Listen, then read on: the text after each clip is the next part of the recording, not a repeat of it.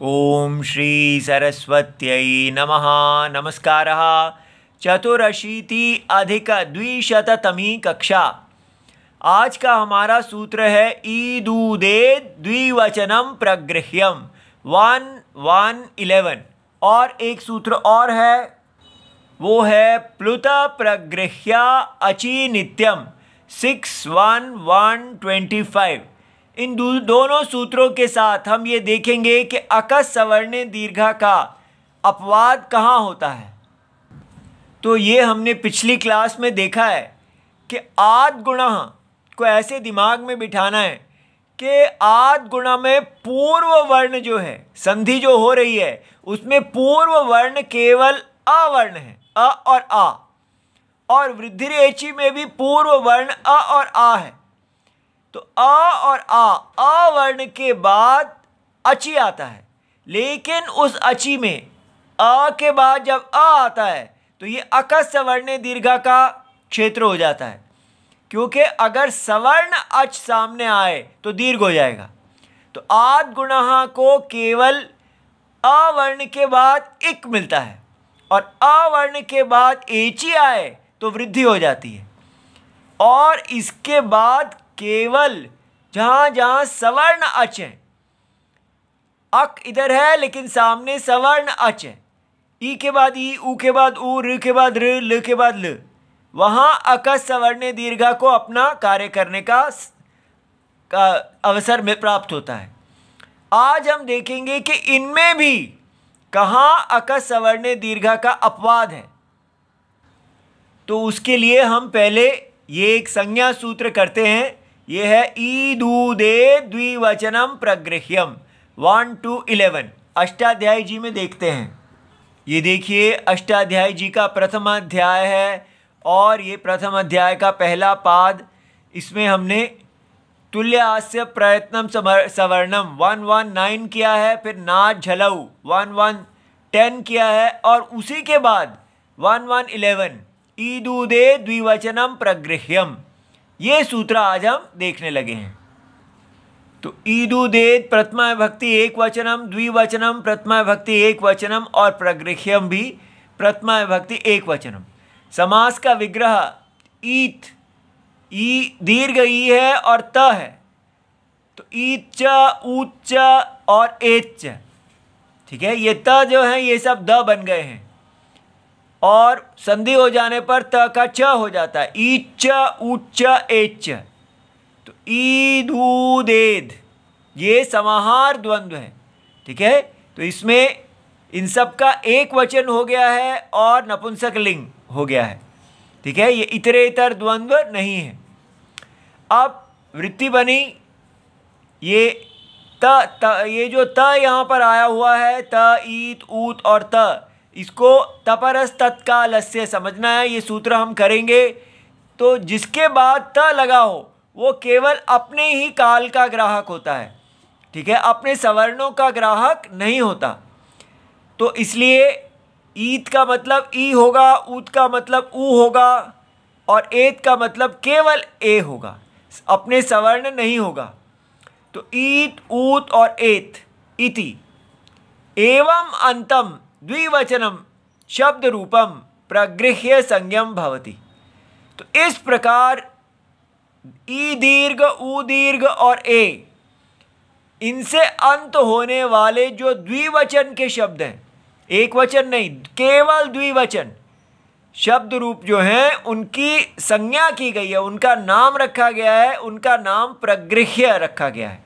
ठीक है, तो अब यहाँ पर ये न विधिस तदंतस्य, ये सूत्र भी हमें करना है। 1:172 से तदंत विधि हुई है, क्योंकि यहाँ पर हमने लगाया एवं अंतम, तो ई ऊ ए से अंत होने वाले शब्द।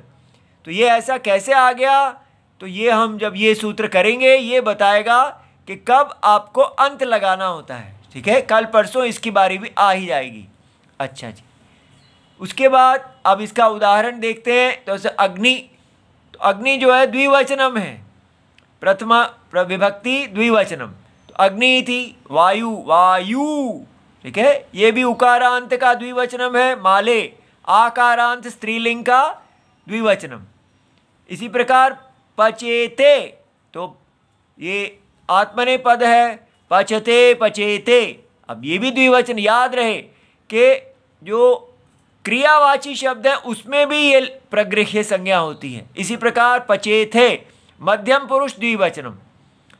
तो और ईदुदेदिति किम, जहाँ पर कोई दूसरा द्विवचनम है, अब ये तो ई औ से अंत हो रहा है, तो यहाँ पर इसको प्रगृह्य संज्ञा नहीं हुई।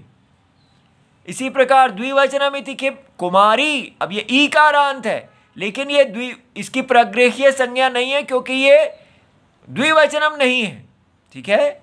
इसी प्रकार इसमें एक वार्तिक भी है कि ईदादीनाम प्रगृह्यत्वे मणिवादीनाम प्रतिषेधः वक्तव्यम। ये मणि के साथ इव लगता है तो मणि बन जाता है, दो रत्नों का। यहाँ पर प्रतिषेध है, चाहे मणि जो है ये दो रत्ने हैं, द्विवचन है, फिर भी यहाँ पर प्रगृह्य संज्ञा होने पर भी इसकी संधि हो जाती है।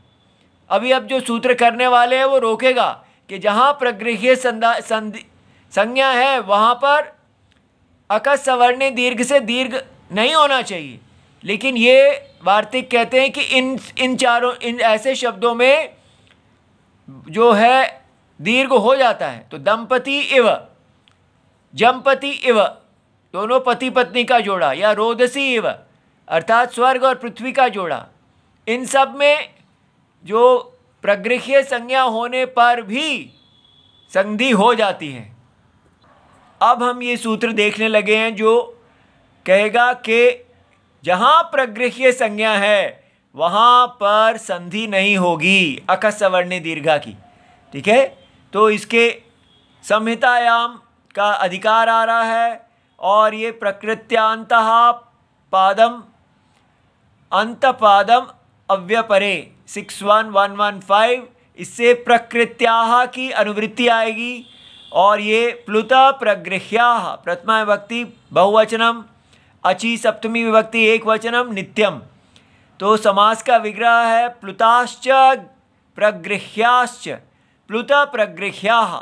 ये इतरेतर द्वंद्व हुआ, वृत्ति बनी प्लुताः च प्रगृह्याः च। प्लुत और प्लुत माने तीन मात्रा वाले, च अचि, उनके बाद पर पद में ये पूर्व पद हो और ये पर पद में अचि हो तो प्रकृत्याः भवन्ति नित्यम। ठीक है। सदा प्रकृति, उनका प्रकृति रूप ही रहता है, संधि नहीं होती। तो उदाहरण में देखिए, देवदत्ता, ऐसे प्लुत किया, आवाज दे रहे हैं, अत्र नुअसि, क्या तुम यहाँ हो,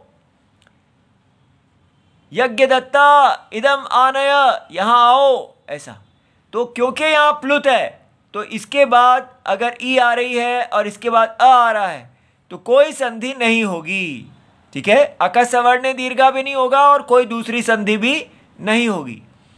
और प्रगृह्य में ये अग्नि है, अग्नि इति, वायु इति, ये सब द्विवचन है और इसलिए इनका प्रगृह्य संज्ञा हुई है। तो इसके बाद ये कोई भी स्वर अचि आ रहा है तो इनकी संधि नहीं हो रही। तो केवल अकस सवर्णी दीर्घा का ही ब्लॉक नहीं है ये, इसमें कोई भी संधि नहीं होती है। तो अकस सवर्णी दीर्घा ई का ई आया था इसलिए लिख दिया। अब यहाँ पर तो अकस सवर्णी दीर्घ नहीं लग रहा है, तो जो भी कोई स्वर आ जाए तो यहाँ संधि नहीं होगी। इति सर्वम शिवम प्रणाम।